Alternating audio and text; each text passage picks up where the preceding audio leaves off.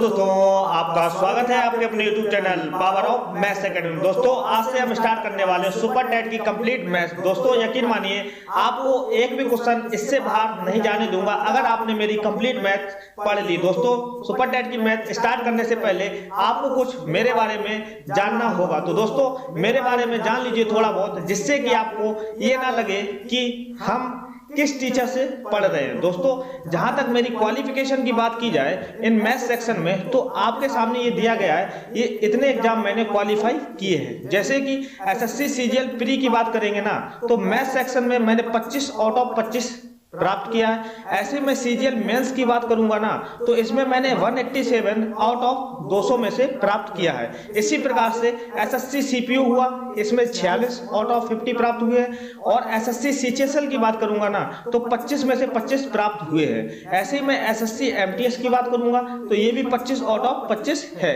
इसी प्रकार से एसबीआई बैंक पीओ में, एसबीआई क्लर्क प्री में, IBPS PO pre, IBPS clerk pre, और साथ ही साथ मैंने सीआरपीएफ हैंड कांस्टेबल और ग्रुप डी रेलवे एग्जाम जैसे एएलपी का हुआ था, इससे रिलेटेड मैंने मैथ्स में बहुत ही हाई परफॉर्मेंस दी थी। दोस्तों मेरे मैथ्स पढ़ाने का कॉन्सेप्ट बहुत ही अलग है, ऐसा आप लोग देखते ही होंगे। जब मैं practice set previous year question की कराता हूं ना, तब आपको पता लग गया होगा कि मेरे द्वारा मैथ्स सेक्शन में जब मैं क्वेश्चन को सॉल्व कराता हूं ना, तब देखोगे कि मैं कैसे एकदम अलग तरीके से क्वेश्चन को सॉल्व करवा देता हूं। उसका रीजन यही है, मैंने इतने सारे एग्जाम दिए हैं दोस्तों, तो आपको पता होगा कि मेरे मार्क्स इतने इतने आए हैं। इससे आपको क्या लगता है कि मुझे मैथ्स में बहुत ही एक प्रकार से कहे कि मेरी मैथ्स बहुत ही मजबूत है। दोस्तों जैसा कि आपको मेरी क्वालिफिकेशन देखकर लग रहा होगा, साथ ही साथ मैंने बीएससी मैथ्स से किया है और मुझे 3 साल पढ़ाने का एक्सपीरियंस भी है। मैंने 2 साल ऑफलाइन पढ़ाया है, और साथ ही साथ जैसा कि आपको पता है कि मेरे यूट्यूब चैनल का 1 साल हो गया है। तो सभी मिलाकर टोटल साल कितने हो गए? 3 साल मेरे मैथ्स एक्सपीरियंस के हैं। साथ ही साथ मैंने और भी अदर स्टेट एग्जाम क्वालिफाई किए हैं, जिसमें मेरे मैथ सेक्शन में स्कोर बहुत ही हाईएस्ट रहा है। ज्यादा मैं नहीं बता रहा हूं, मैंने कुछ चुनिंदा बताए हैं आपको। मैंने बहुत सारे एग्जाम दिए हैं जिसमें मैथ सेक्शन में बहुत ही इंपॉर्टेंट रोल रहा है। दोस्तों इससे आपको लगने लगा हुआ कि आप एकदम करेक्ट टीचर से सुपर टेट की मैथ्स पढ़ोगे। दोस्तों आपके मन में जो भी डाउट होगा, मुझे नहीं लगता कि आपके मन में अब कोई भी शंका रही होगी कि ये टीचर कैसा है और इसने कहां से पढ़ाई की है और कैसे क्या है। ये सब मैटर नहीं करता है, आपको सिर्फ रिजल्ट देखना चाहिए कि जो मैंने रिजल्ट प्राप्त किए हैं ना, CGL pre, CGL mains, CPO, CHSL, MTS और बैंक सेक्टर में भी मैंने बहुत ही बढ़िया नंबर से मैथ सेक्शन को क्वालिफाई किया है। दोस्तों आपको सुपर टेट की मैथ्स में एकदम मास्टर बना दूंगा। दोस्तों आपको सुपर टेट मैथ्स पढ़ोगे ना, तब आपको लगेगा कि हाँ सुपर टेट मैथ्स से मैं बहुत सारे एग्जाम क्लियर कर सकता हूँ, जैसे सीटेट हुआ, यूपी टेट हुआ।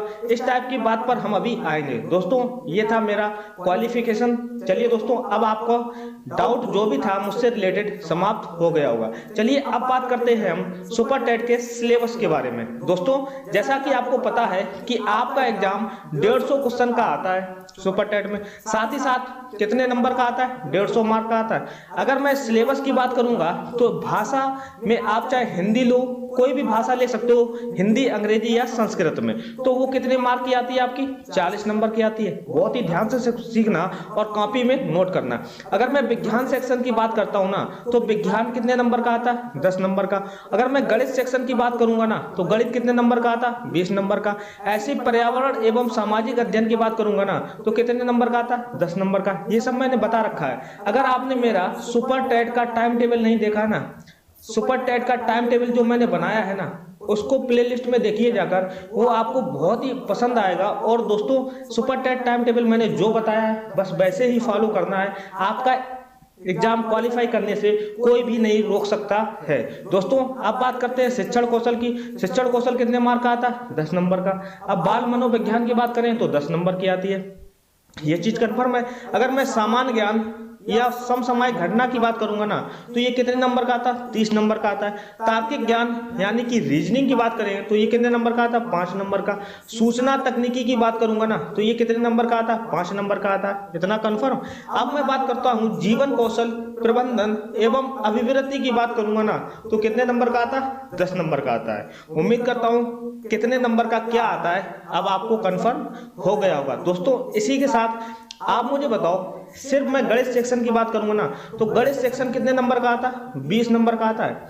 साथ ही साथ गणित सेक्शन में एक क्वालिटी है, एक क्वालिटी कहें या कहें एक खासियत ये है गणित सेक्शन में कि आप कोई भी सब्जेक्ट पढ़ लो ना, कोई भी टॉपिक पढ़ लो, उसमें आप 100% स्कोर नहीं कर सकते। ये सबसे बड़ा फैक्ट है। लेकिन गणित सेक्शन एक ऐसा सेक्शन है जिसमें आप प्रैक्टिस करते जाओगे ना तो आपको 100% मार्क विद 100% एक्यूरेसी के साथ में प्राप्त हो सकते हैं। एक्यूरेसी के साथ में प्राप्त होंगे। 100% एक्यूरेसी की बात कर रहा हूँ। अगर आपने मेरे कॉन्सेप्ट को पढ़ा और प्रैक्टिस किया ना तो आपके 20 में से 20 नंबर आने से कोई भी नहीं रोक सकता। दोस्तों आपको गणित सेक्शन में ज्यादा ध्यान देना है क्योंकि गणित सेक्शन एक ऐसा सेक्शन है जिसमें आप 100% मार्क स्कोर कर सकते हो। मेरी बात बहुत ही ध्यान से समझ गए। अब हम बात करते हैं कि सुपर टेट में जो मैथ्स होती है ना उसका सिलेबस क्या क्या होता है, कितने टॉपिक होते हैं। चलिए अब बात करते हैं सुपर टेट की मैथ्स के सिलेबस के बारे में। जैसा कि आपको पता है सबसे पहले क्या था? अंकीय क्षमता, मतलब कि न्यूमेरिकल एबिलिटी के बारे में आपसे पूछा जाता है। जो आपका 20 नंबर का आता है ना, ये 20 नंबर का जो भी आता है ये 20 टॉपिक से आता है, समझे। जैसे मैं कहूँ गणितीय संक्रियाएं, मैथमेटिकल ऑपरेशन के बारे में पूछा जाता है। स्थानीय मान यानी कि प्लेस वैल्यू के बारे में पूछा जा सकता है। दशमलव यानी कि डेसिमल के बारे में पूछा जा सकता है। भिन्न यानी कि फ्रैक्शन के बारे में भी आता है आपके सवाल में। प्रतिशत की बात करें कि क्या कहें परसेंटेज के बारे में भी सवाल आते हैं। फिर लाभ हानि या कहें प्रॉफिट एंड लॉस।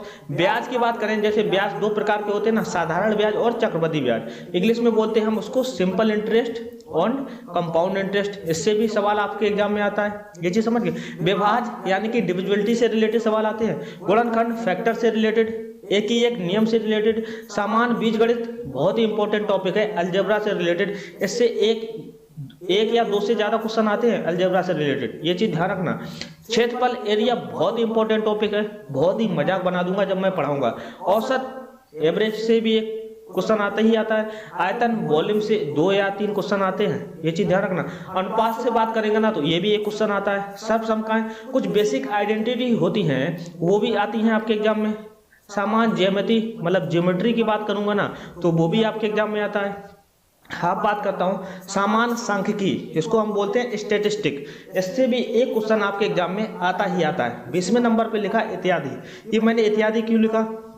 आपके अकॉर्डिंग आपके सिलेबस में टोटल 19 टॉपिक दिए गए हैं, लेकिन एक्चुअली मैथ्स सिलेबस में टोटल टॉपिक पता कितने होते हैं? कम से कम टोटल टॉपिक 48 प्लस होते हैं, जैसा कि मैंने लिखा है। कम से कम मैथ्स सेक्शन में अगर आप मैथ्स को मजबूत करना चाहते हो ना तो इन 48 प्लस टॉपिक पर कंप्लीट ज्ञान होना चाहिए। और ये मैं आपको करवाकर ही रहूंगा जब तक आपका सुपर टेट एग्जाम होगा। उससे 15 दिन पहले आपके 48 प्लस टॉपिक क्लियर हो जाएंगे। इससे क्या होगा, आप देखना कि ऑल टीचिंग एग्जाम क्लियर हो जाएंगे। सभी जो भी आपके टीचिंग एग्जाम होते हैं, जैसे मैं कहूँ सुपर टेट हो गया, सुपर टेट, ऐसे मैं कहूँ DSSS भी होता है आपका एग्जाम, KVS होता है। अगर मैं CTET की बात करता हूँ, VP-TET की बात करता हूँ, उत्तराखंड टेट की बात करता हूँ, राजस्थान टेट की बात करता हूँ, पंजाब टेट की बात करता हूँ, छत्तीसगढ़ टेट की बात करता हूँ, हरियाणा टेट की बात करता हूँ। इस प्रकार से जितने भी टीचिंग एग्जाम से रिलेटेड टेट होते हैं ना, आप सभी को क्वालिफाई कर पाओगे विद 100% एक्यूरेसी के साथ में, वो भी मैथ सेक्शन में। आपको मैथ सेक्शन में तो कतई घबराना नहीं है क्योंकि अब मैं पढ़ाने आ गया हूँ। तो उम्मीद करता हूं दोस्तों आप मैथ सेक्शन जो भी मैं पढ़ाऊंगा ना तो बहुत ही ईमानदारी के साथ पढ़ोगे। दोस्तों आपको कतई ही गैप नहीं करना है, आपको पेशेंस बना के रखना है क्योंकि आप गवर्नमेंट एग्जाम की तैयारी कर रहे हो ना। तो गवर्नमेंट एग्जाम की अगर तैयारी कर रहे हो तो आपको पेशेंस रखना बहुत जरूरी है क्योंकि गवर्नमेंट एग्जाम अगर आपसे कहता है 2 महीने में होगा तो ये गवर्नमेंट एग्जाम देरी करता ही करता है। 2 से 4 महीने भी कर सकता है, 6 महीने भी कर सकता है। आपको 1 साल भी लग सकता है। तो गवर्नमेंट एग्जाम में सबसे पहले जरूरी ये है कि आपको पेशेंस रखना ही रखना है। उम्मीद करता हूं कि आप पेशेंस रखोगे। दोस्तों अगर ये सेशन पसंद आ रहा हो तो प्लीज लाइक कर दीजिए और दोस्तों शेयर जरूर करना, ताकि मैं जितनी भी मेहनत करूँ ना आप लोग मेरी सफल बना सको। चलिए दोस्तों अब हम बात करते हैं थोड़े और चीज़ों के बारे में। जैसे मैं कहूँ सुपर टेट की जो मैथ्स आती है ना, उसकी मैं स्ट्रेटजी की बात करता हूँ ना, कि क्या स्ट्रेटजी होनी चाहिए जिससे मैं कोई भी आपका टेट एग्जाम रिलेटेड हो ना एग्जाम, उसमें आप 100% एक्यूरेसी के साथ में 100% मार्क ला सको। मैथ सेक्शन में बता रहा हूँ। आप मुझे बताओ सबसे पहली स्ट्रेटजी आपको ये अपनानी है। मैथ सेक्शन में आपको क्या करना है कि लिमिटेड कंटेंट पढ़ना है। लिमिटेड कंटेंट का मतलब समझे, आपने कोई भी थ्योरी पढ़ी ना, आपने कोई एक कॉन्सेप्ट पढ़ा, ये कॉन्सेप्ट आपने कोई एक कॉन्सेप्ट पढ़ा, मान लो मुझसे पढ़ा या मेरे किसी और टीचर से पढ़ा, आप जितने भी आपको कोई भी टीचर पढ़ाता है ना, अगर आप उससे कॉन्सेप्ट पढ़ रहे हो ना, जरूरी नहीं मुझसे ही पढ़ो, आपको जहाँ समझ में आता है ना आप वहाँ पढ़िए। कहने का मतलब यही है कि आपने जैसे एक कॉन्सेप्ट पढ़ा ना, तो ये एक कॉन्सेप्ट आप फिर किसी और टीचर से मत पढ़िए अगर आपको समझ में आ गया, और दूसरे टीचर से नहीं पढ़ने। करते क्या है आप लोग कि एक इसी कॉन्सेप्ट को आप बहुत सारे टीचरों से पढ़ लेते हो। भाई साहब अगर आपको जहां समझ में आ रहा है ना, आप बस उसी टीचर से पढ़िए जहां पर आपको समझ में आ रहा हो। एक कॉन्सेप्ट को सिर्फ एक बार पढ़ना है और बढ़िया तरीके से समझना है। आपको मैंने बोल रखा हूँ, आपको लिमिटेड कंटेंट पढ़ना है, ये नहीं एक ही चीज आप बार बार पढ़ रहे हो तो आपका समय बर्बाद होगा। साथ ही साथ मैंने लिखा है और रिवीजन अनलिमिटेड करना है। आपने एक कॉन्सेप्ट पढ़ लिया, जैसे मैं कहूँ आपने एक टॉपिक पढ़ लिया परसेंटेज, आपने परसेंटेज टॉपिक पढ़ा, अब आपका टॉपिक हो गया क्लियर। एक टीचर से किसी भी टीचर से पढ़ा, आपका एक टॉपिक क्लियर हो गया। अब आपको क्या करना है, रिवीजन अनलिमिटेड करना है। इससे रिलेटेड सवाल आपको कहीं भी दिखे, मान लो 500-600 सवाल आपको लगाने ही लगाने हैं। मैं ये नहीं कर रहा हूँ, अगर आपका कॉन्सेप्ट मजबूत होगा ना तो 500 हो, 600 हो, 1000 हो, 1500 हो, क्या फर्क पड़ता है यार, आप सभी प्रकार के सवाल लगा सकते हो। कॉन्सेप्ट लिमिटेड पढ़ना है और रिवीजन आपको अनलिमिटेड करना है अगर आप मैथ सेक्शन में मजबूत होना चाहते हो। चलिए अब दूसरे टाइप की स्ट्रेटजी की बात करता हूँ। दूसरे टाइप की स्ट्रेटजी क्या है, एक बार आपको कंप्लीट योर सिलेबस करना है।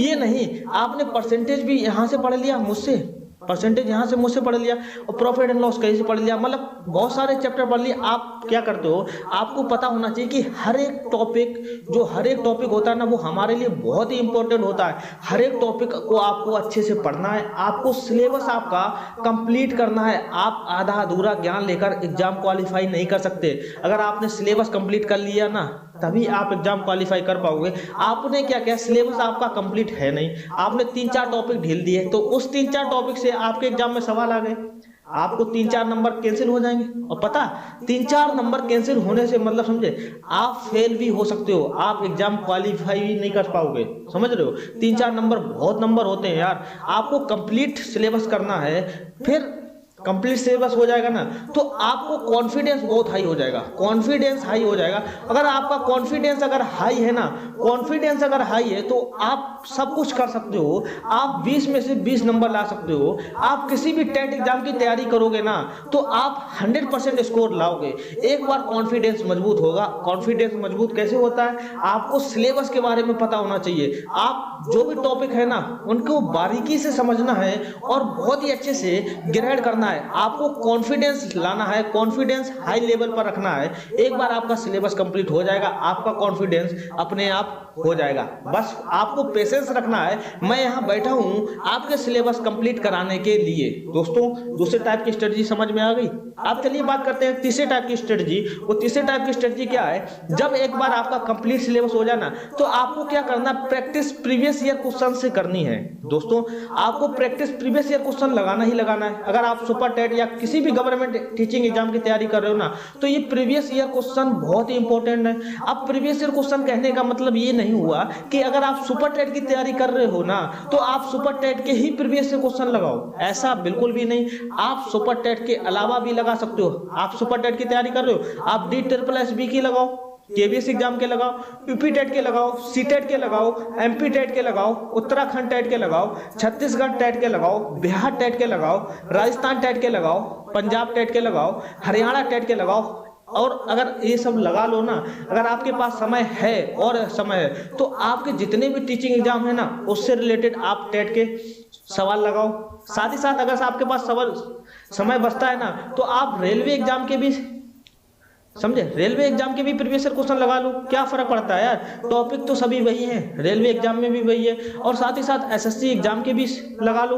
क्योंकि आप मुझसे पढ़ोगे ना, एक बार मैथ्स कंप्लीट कर लोगे ना तो आप हर एग्जाम क्वालिफाई कर सकते हो। आप हर एग्जाम के प्रीवियस ईयर क्वेश्चन लगा कर देखना, चुटकियों में उड़ेंगे बहुत ही आसानी तरीके से। उम्मीद करता हूँ आपको प्रैक्टिस प्रीवियस ईयर क्वेश्चन की तो करनी ही करनी है। चलिए बढ़ते हैं और भी स्ट्रेटजी के बारे में डिस्कस करते हैं। और स्ट्रेटजी क्या है, हमेशा ध्यान रखना कि अटेम्प्ट जो है ना वो मैक्सिमम मॉक करना है। ये नहीं आपने मॉक टेस्ट दिया, एक टेस्ट दिया, दो दिया, आपका मॉक टेस्ट में क्या होता है, नंबर अच्छे नहीं आ रहे तो अब मैं मॉक टेस्ट नहीं दूंगा। ऐसा आपको बिल्कुल भी नहीं करना है। आपको नंबर अच्छे आए चाहे ना आए, आपको मॉक टेस्ट देते ही रहना है। देते देते आपको एक बार अनुभव हो जाएगा। एक्चुअली मॉक क्या होता है, जो आपके मॉक होते हैं नए बनाते हैं ना, वो एग्जाम ओरिएंटेड होते ही नहीं। आपकी जो आपने पढ़ा है ना कॉन्सेप्ट, उसको परखने के लिए आपको मॉक टेस्ट बनाए जाते हैं। साथ ही साथ आप ये प्रीवियस ईयर मॉक जरूर लगाना, क्योंकि प्रीवियस ईयर मॉक से क्या होता है, आपका कॉन्फिडेंस बहुत ही हाई होगा। आपने जो भी पढ़ा होगा कि आप प्रीवियस ईयर मॉक में लगा पा रहे हो, प्रीवियस ईयर मॉक में अगर लगा पा रहे हो ना तो आप बहुत ही अच्छे से नंबर ला पाओगे। आप 150 में से 150 भी गेन कर पाओगे अगर आप प्रीवियस ईयर मॉक लगाते हो। और नए मॉक से क्या सीखना है, आपको कॉन्सेप्ट सीखना है। एक बार आप कॉन्सेप्ट सीख जाओगे ना, कहाँ कहाँ छोटी छोटी कमी रही है ना, उससे आपको ध्यान देना है। ये चीज ध्यान रखना, मैक्सिमम मॉक लगाने हैं दोस्तों। मॉक तो हमेशा ही लगाना है। मैक्सिमम मॉक मतलब समझे, प्रैक्टिस ही प्रैक्टिस होती है। जितनी प्रैक्टिस होगी मैथ सेक्शन में उतना ही कॉन्सेप्ट आपका मजबूत होगा। चलिए अब बात करते हैं नेक्स्ट स्ट्रेटेजी की। तो नेक्स्ट स्ट्रेटेजी क्या है कि analyse your strengths and weakness. दोस्तों ये बहुत ही जरूरी है। आप अपनी स्ट्रेंथ को पहचानो, एनालाइज करो कि मेरी क्या स्ट्रेंथ है। मेरी परसेंटेज में स्ट्रेंथ है, मेरी प्रॉफिट एंड लॉस में स्ट्रेंथ है, मेरी कंपाउंड इंटरेस्ट, सिंपल इंटरेस्ट में स्ट्रेंथ है। इस टाइप की स्ट्रेंथ आप अपने आप में पहचानो कि मेरी वीकनेस क्या है। मेरी वीकनेस एरिया निकालने में इस टाइप का एक एग्जांपल दे रखा हूँ। मेरा मैथ सेक्शन बहुत ही मजबूत है, आपको घबराना नहीं है। ये मैं आपके लिए बता रहा हूँ कि मेरी वीकनेस कहाँ है। मेरी वीकनेस एरिया निकालने में, मैं एडवांस मैथ करता हूं तो उसमें दिक्कत आ जाती है। अरिथमेटिक की मैथ में मेरी स्ट्रेंथ है। तो आपको अपनी स्ट्रेंथ और वीकनेस पहचानना बहुत ही जरूरी है। आपको स्ट्रेंथ पता है तो इसकी प्रैक्टिस करते रहो, क्वेश्चन पे क्वेश्चन लगाते रहो और देखो मेरी वीकनेस कहां पर है। उस वीकनेस के लिए आपको स्ट्रेटजी पता क्या फॉलो करनी है, आपको वर्क करना पड़ेगा उस वीक सेक्शन में, जहां पर आपका सेक्शन मतलब वीक है। मतलब कहने का ये है, आप कौन से सेक्शन, कौन से टॉपिक का सवाल आप नहीं लगा पा रहे हो, उस टॉपिक का सवाल अगर आप नहीं लगा पा रहे हो ना, तो आपको क्या करना है, आप उस सेक्शन में वर्क करने की जरूरत है, उस सेक्शन में काम करने की जरूरत है जब तक आपका एग्जाम नहीं हो जाता। दोस्तों आप वीक सेक्शन में मजबूत वर्क करोगे ना, वीक सेक्शन में अगर आप काम करोगे तो आप बहुत सारे स्टूडेंट से मजबूत हो जाओगे। ऐसा नहीं है कि अगर आपको एडवांस मैथ नहीं आती है तो दुनिया में कोई भी ऐसा बंदा नहीं होगा जिसको एडवांस मैथ नहीं आती होगी।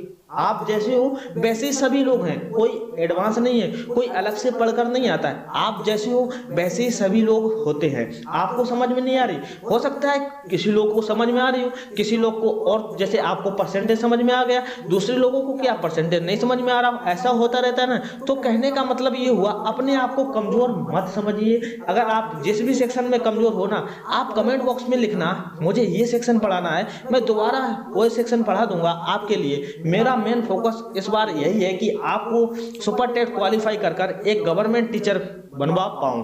उम्मीद करता हूं आपको समझ में आया होगा। आपको वीक सेक्शन में वर्क करना है, मेरी बात ध्यान से मानना ही मानना है। चलिए अब बात करते हैं लास्ट स्ट्रेटजी की। तो लास्ट स्ट्रेटजी क्या है कि how to overcome demotivation due to low scoring in mock test. दोस्तों आपको कैसे मोटिवेशन, मतलब मोटिवेट रखना है, आपको डीमोटिवेशन से कैसे काबू पाना है। अगर आपके मॉक टेस्ट में बहुत ही लो स्कोर आ रहे हैं, आपको घबराने की जरूरत नहीं है। आप एक बार सिलेबस तो कंप्लीट करो यार। सिलेबस कंप्लीट करोगे ना, आप देखोगे मॉक टेस्ट में मेरे 130, 140, किसी मॉक टेस्ट में 145, 150 भी आएंगे। आपको डिमोटिवेशन होने की जरूरत नहीं है। आपको मोटिवेशन हाई रखना है। आप किस एग्जाम की तैयारी करो, अगर आपका मोटिवेशन डिमोटिवेट हो रहे हो ना, तो अपने आप में डिमोटिवेट नहीं होना, क्योंकि आपने सीटेट का एग्जाम क्लियर किया होगा तभी आप सुपर टेट दे रहे होगे। आपने यूपी टेट का एग्जाम क्लियर किया होगा।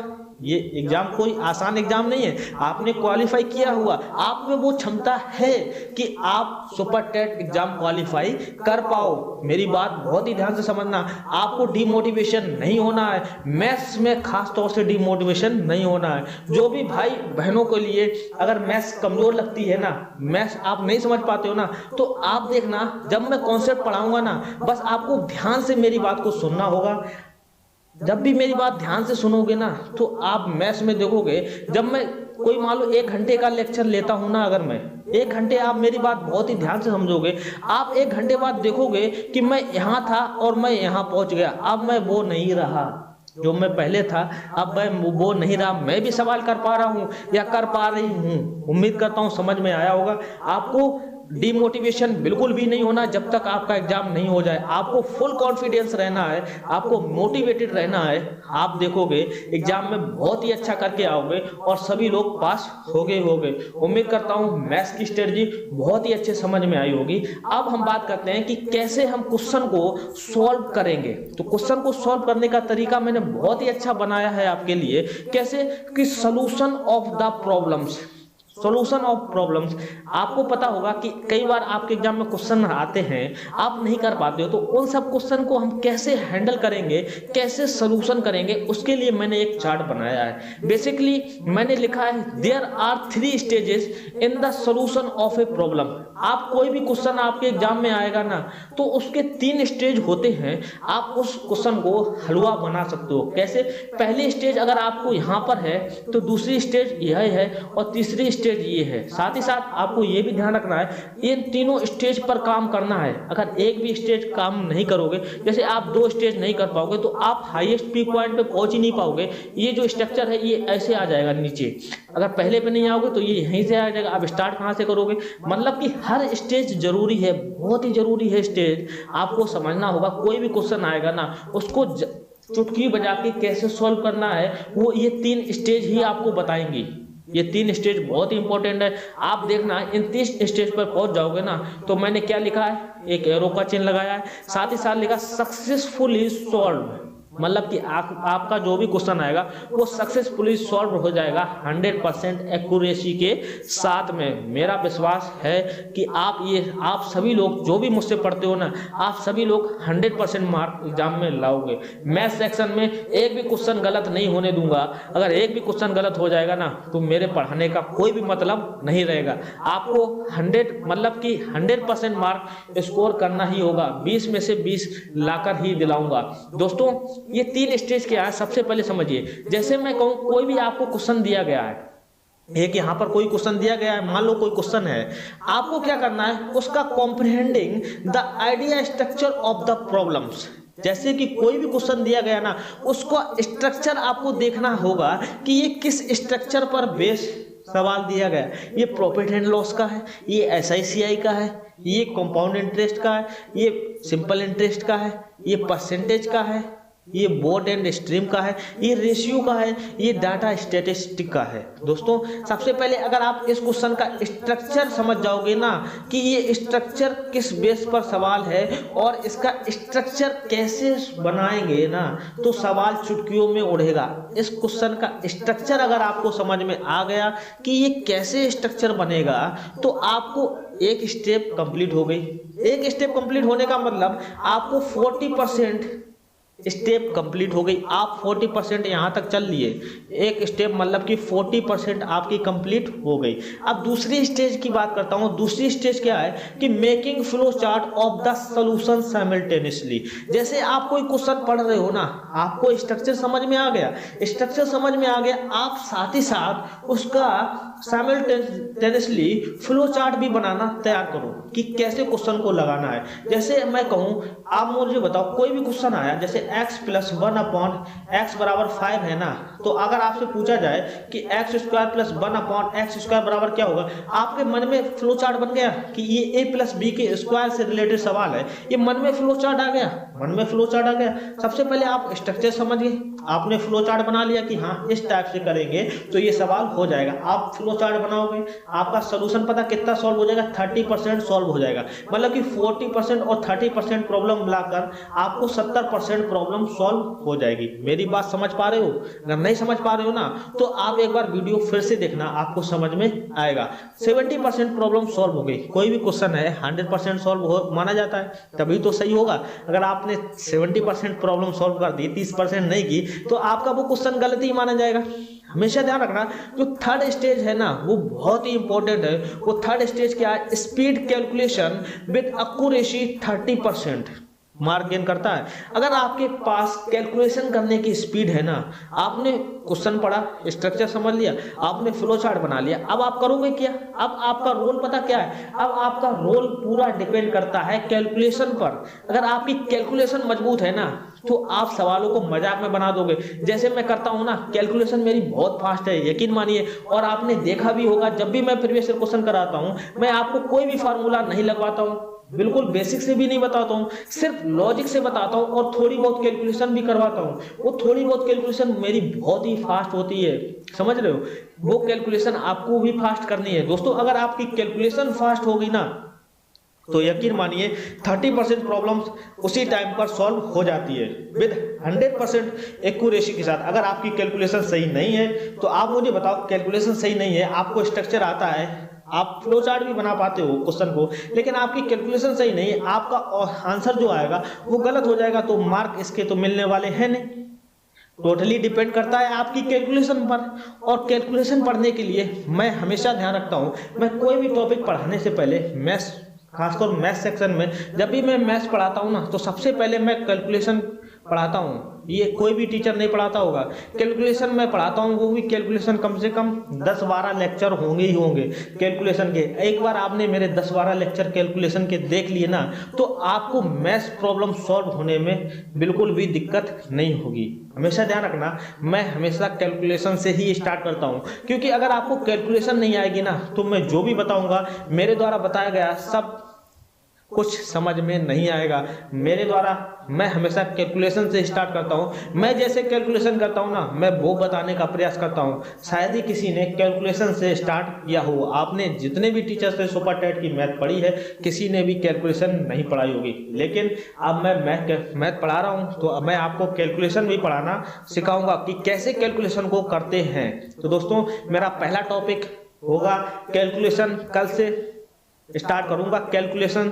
बहुत ही ध्यान से देखना, और जितने लोग आज देख रहे हैं ना, वो सभी लोग कल आएंगे और मेरा फुल सपोर्ट करेंगे। दोस्तों, इस वीडियो को बहुत से लोगों के पास में शेयर जरूर करना। दोस्तों, आज के लिए बस इतना ही था। दोस्तों, अगर ये सेशन पसंद आया हो तो प्लीज लाइक कीजिए, और चैनल पर नए हो तो प्लीज सब्सक्राइब कर देना। दोस्तों, शेयर जरूर करना अगर मेरी मेहनत थोड़ी सी बहुत लगी हो कि हाँ, मैं सुपर टेट की मैथ्स के लिए जान लगा रहा हूं, तो आप भी पढ़ते समय जान लगाइए। मैं जो भी कॉन्सेप्ट बताऊंगा ना, वो आपको भी बहुत ही ईमानदारी के साथ में और पेशेंस के साथ में करना ही होगा। दोस्तों, आपका जो भी एग्जाम आएगा ना, 20 में से 20 नंबर सुपर टेट के कोई भी नहीं हिला पाएगा।